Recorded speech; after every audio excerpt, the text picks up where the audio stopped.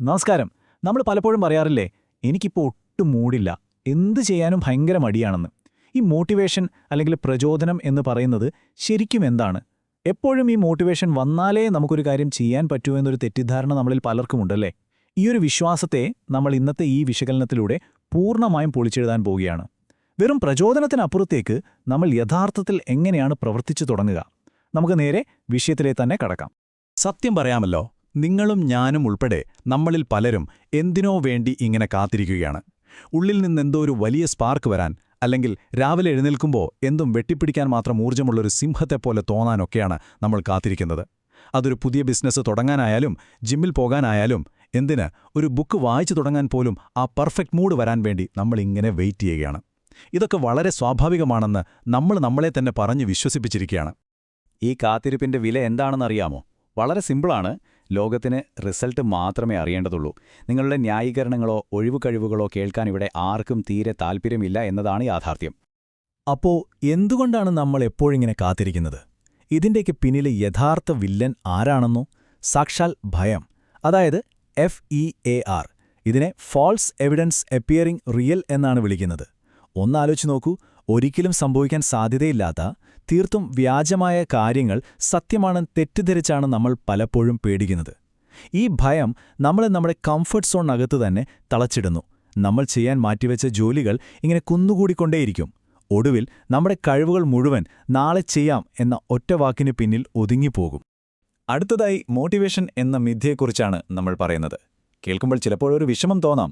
പക്ഷേ വലിയ വിജയങ്ങൾ നേടിയവരാരും ഈ എപ്പോഴെങ്കിലും വരുന്ന മോട്ടിവേഷനെയല്ല ആശ്രയിക്കുന്നത്, മറിച്ച് അച്ചടക്കത്തെയാണ്. കാലങ്ങളായി നമ്മളെയൊക്കെ പഠിപ്പിച്ചു വെച്ചിരിക്കുന്ന ഒരു വലിയ നുണയുണ്ട്: മോട്ടിവേഷൻ ഉണ്ടെങ്കിലേ പ്രവർത്തിക്കാൻ കഴിയൂ എന്നത്. എന്നാൽ അങ്ങനെയല്ല കേട്ടോ കാര്യങ്ങൾ. സത്യം എന്താണെന്നാൽ ആക്ഷൻ പ്രിസീഡ്സ് മോട്ടിവേഷൻ. അതായത് നമ്മൾ ആദ്യം പ്രവർത്തിക്കാൻ തുടങ്ങണം. ഒരു കാര്യം ചെയ്തു തുടങ്ങുമ്പോൾ മാത്രമാണ് യഥാർത്ഥത്തിൽ അതിൽ നിന്നുള്ള മോട്ടിവേഷൻ നമുക്ക് കിട്ടുന്നത്. ഒരു പണി തുടങ്ങാൻ നിങ്ങൾ ഭയങ്കരമായി മോട്ടിവേറ്റഡ് ആകേണ്ട യാതൊരു ആവശ്യവുമില്ല. തുടങ്ങുക, ബാക്കി ആവേശമൊക്കെ അതിനു പിന്നാലെ തനിയെ വന്നോളും.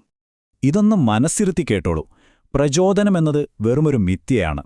വിജയികളായ ആളുകൾക്ക് എപ്പോഴും മോട്ടിവേഷൻ ലഭിക്കാറില്ല. അവർ അച്ചടക്കമുള്ളവരാണ്. ഈ ഒരൊറ്റ വാചകം മതി നമ്മൾ ഇത്രയും കാലം ചിന്തിച്ചുകൂട്ടിയ കാര്യങ്ങളൊക്കെ മാറ്റാൻ. എത്ര വലിയ സക്സസ്ഫുള്ളായ ആളായാലും എല്ലാ ദിവസവും അവർക്ക് മോട്ടിവേഷൻ കാണില്ല.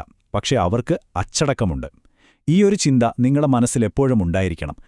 അപ്പോൾ നമ്മൾ എങ്ങനെയാണ് ഈ പറയുന്ന അച്ചടക്കം വളർത്തിയെടുക്കേണ്ടത്? തുടങ്ങുന്നതിലെ ശാസ്ത്രം എന്താണെന്ന് വെച്ചാൽ, അച്ചടക്കം എന്നത് നമ്മുടെ ശരീരത്തിലെ ഒരു മസിൽ പോലെയാണ്. ഉപയോഗിക്കും തോറും അത് കൂടുതൽ സ്ട്രോങ് ആയിക്കൊണ്ടിരിക്കും. മൊമെന്റം അഥവാ ആക്കം എന്നത് ശരിക്കും കൂട്ടുവലിശ പോലെയാണ് വർക്ക് ചെയ്യുന്നത്. ഒരു ട്രെയിനിന്റെ കാര്യം തന്നെ എടുക്കാം. സ്റ്റേഷനിൽ നിർത്തിയിട്ടിരിക്കുന്ന ഒരു വലിയ ട്രെയിൻ മുന്നോട്ടെടുക്കാൻ ഒംശന ഊർജ്ജം ആവശ്യമാണ്, അല്ലേ? എന്നാൽ അത് പതുക്കെ നീങ്ങി പൂർണ്ണ വേഗതയിലെത്തിക്കഴിഞ്ഞാലോ ഒരു വലിയ ഇഷ്ടിക മതിൽ പോലും നിഷ്പ്രയാസം തകർക്കാൻ അതിന് കഴിയും. അതാണ് മൊമെന്റത്തിന്റെ പവർ. ഇന്നത്തെ നിങ്ങളുടെ ലക്ഷ്യം ആ വലിയ മതിൽ ഒറ്റയടിക്ക് തകർക്കുക എന്നതല്ല, മറിച്ച് ആ ട്രെയിനിന്റെ ചക്രങ്ങൾ മെല്ലെ ഒന്ന് അനക്കി ചലിപ്പിച്ചു തുടങ്ങുക എന്നത് മാത്രമാണ്. ഇനി വെറുതെ കാത്തിരിക്കുന്ന ഈ പരിപാടി നമുക്കങ്ങ് അവസാനിപ്പിക്കാം. യഥാർത്ഥത്തിൽ പ്രവർത്തിച്ചു തുടങ്ങാൻ വേണ്ടിയുള്ള ആ ബ്ലൂ പ്രിന്റ് അഥവാ പ്രവർത്തന രൂപരേഖ ഇതാ.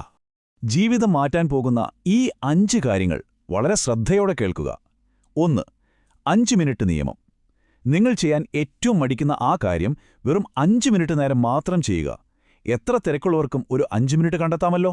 ആ 5 മിനിറ്റ് കൊണ്ട് തന്നെ നിങ്ങളുടെ മോട്ടിവേഷൻ എഞ്ചിൻ സ്റ്റാർട്ടാവും. 2. നിങ്ങളുടെ ചുറ്റുപാട് ക്രമീകരിക്കുക.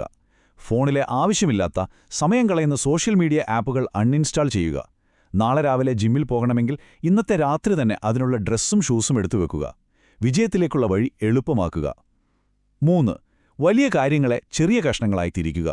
100 പേജുള്ള ഒരു ബുക്ക് ഒറ്റയടിക്ക് എഴുതി തീർക്കുന്നതിന് പകരം ഇന്ന് വെറും 500 വാക്കുകൾ മാത്രം എഴുതുക. ഒരു വലിയ മാരത്തൺ ഓടിത്തീർക്കാൻ നോക്കാതെ തൊട്ടടുത്തുള്ള പോസ്റ്റ് വരെ മാത്രം ഓടാൻ നോക്കുക. 4. പെർഫെക്ഷനേക്കാൾ നിരന്തരമായ പരിശ്രമത്തിന് പ്രാധാന്യം നൽകുക.